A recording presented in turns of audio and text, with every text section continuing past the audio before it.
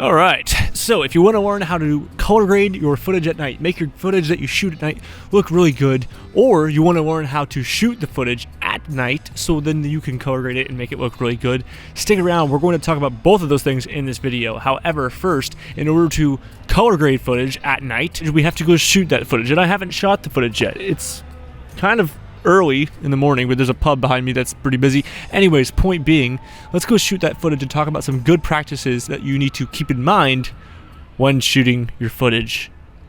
Let's go do that. This way. We have to go this way.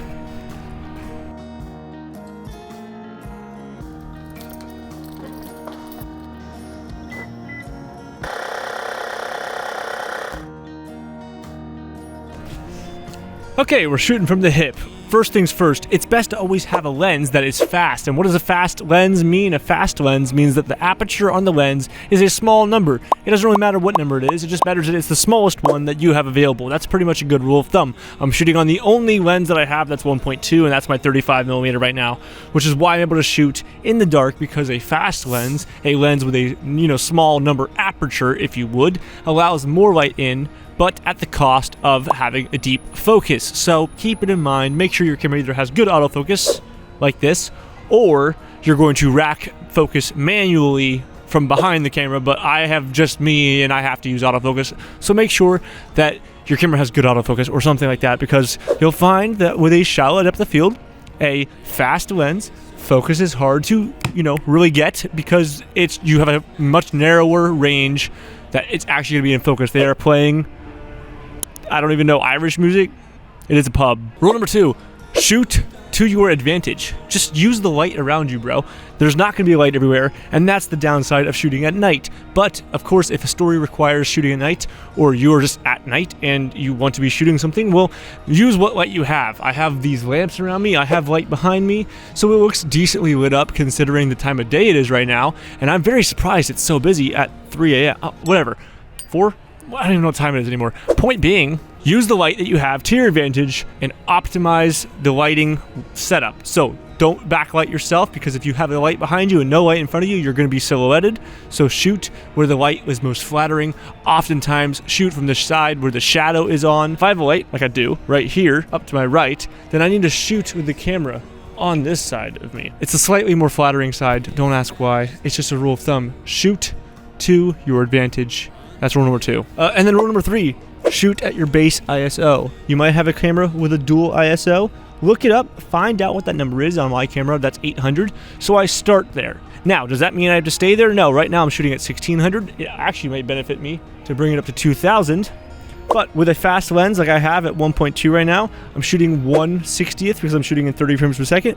So with my settings correct, then I start to raise my ISO, but always shoot at your base, which might sound like a general rule of thumb, but obviously, to make sure that the shot is as least grainy as it can be, shoot at the lowest ISO you have. You're bound to run into grain. Use the grain to your advantage, add that grain almost in post as well, and maybe use that to your advantage and stylize with the grain, because you won't be able to avoid it with our consumer level cameras. Hopefully this looked all nice and stuff with some shots overlaid it. I don't really know what I'm going to do yet, but I'm thinking that now that you understand how to shoot, right, I'm not going to go into cinematography practices. Let's go back to the house and go into the edit of how to color grade this footage, because obviously that's what you guys really care about. That's what, that's what makes this stuff look great.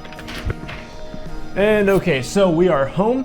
It's later in the day, and I have my footage on the computer. I've already synced it, loaded it, and I've already colored it. I want to go ahead and wipe it and then color it again for you guys, so you can see exactly what I do as I go through and color it, to hopefully make footage that's shot on a very prosumer, right, level quality camera look as good as it can with what I have to my disposal, which was like, we didn't bring lights, we have a decent camera, a decent lens, and we're going to color grade it to make whatever we can look better than it started as.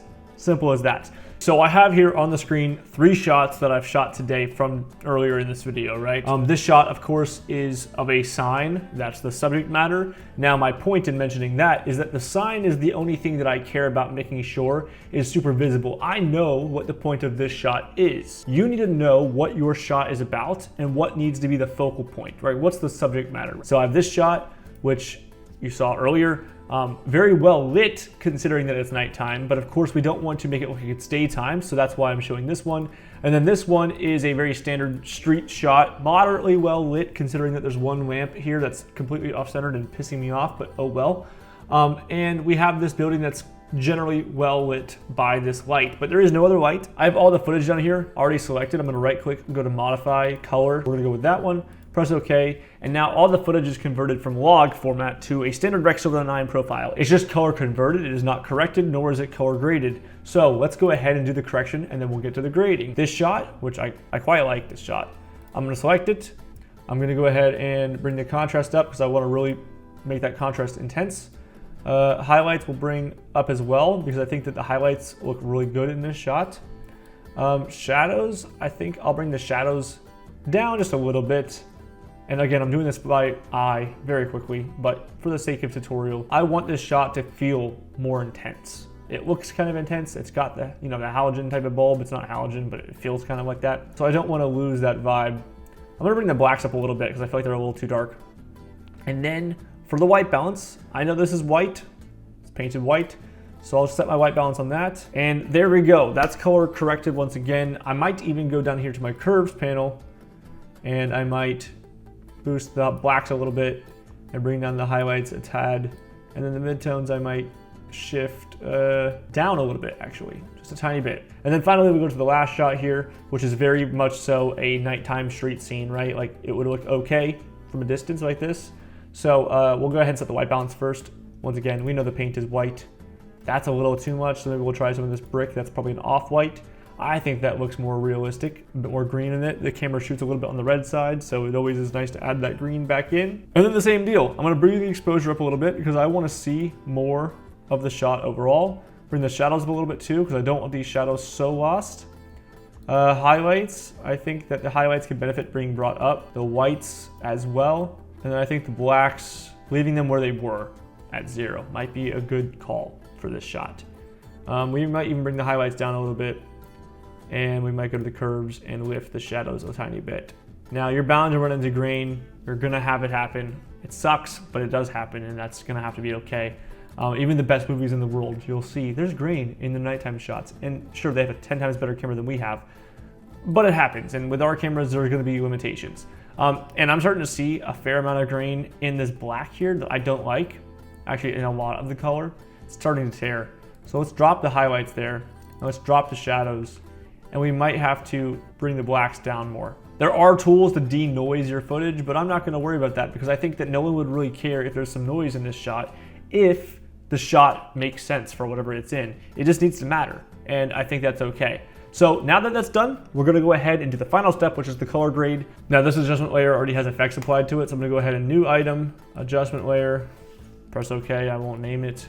We'll go ahead and drag this on there. And now I'll go ahead and start messing with some visuals, right? Some color. So on the color builds and match section, I think I'm gonna use this as my primary shot because it's kind of like a medium between the two types of shots, slightly with the lighting. So I want, personally, I feel like nighttime is best when it's cool, but sometimes a warm nighttime vibe feels right. And we'll talk about that in a minute. But for now, shadows, I wanna bring the shadows to the blues. Not too much, but we want to start bringing in that direction. And I'm going to bring them towards the greens slightly. Again, to add a little bit of that warmth, but not bring it towards the pinks where it looks like that. So Command Z, undo that. We can see what we're doing so far. Turn that off, turn this on, off, on. I think it's starting to look pretty good. Now I want my midtones to go towards the opposite direction, more towards the reds and oranges, maybe just a little bit. Because if we double click this and turn it off, we'll see that it did quite a bit more than you think it did.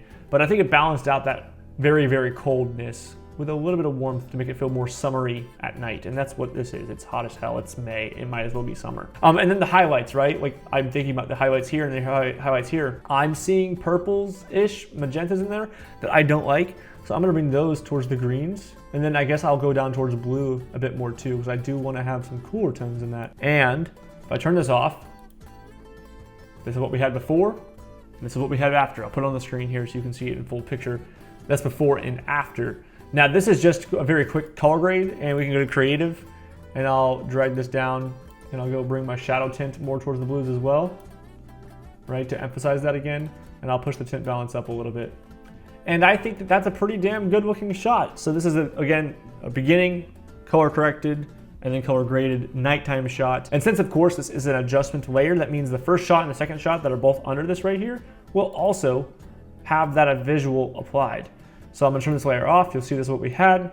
Do that. Now there's more of a nighttime, cool, slightly warm, summery, greenish blue vibe going on. That was the intention. And then of course this last shot looking like this. You can see right here, especially there's like some magentas in some of the white. Now personally, I don't like the way that this, color grade looks on this particular shot, but it looks pretty good on that shot and that shot. So, I might have to make some adjustments to make this match the other shots more on an individual basis. But overall, you might want to increase the intensity or lower it depending on what your footage is, and it might not work for all footage. Keep it in mind. Otherwise, thanks for watching, guys. I hope you guys enjoyed this style of video. I'm trying to change up some styles. Thanks very much. Goodbye.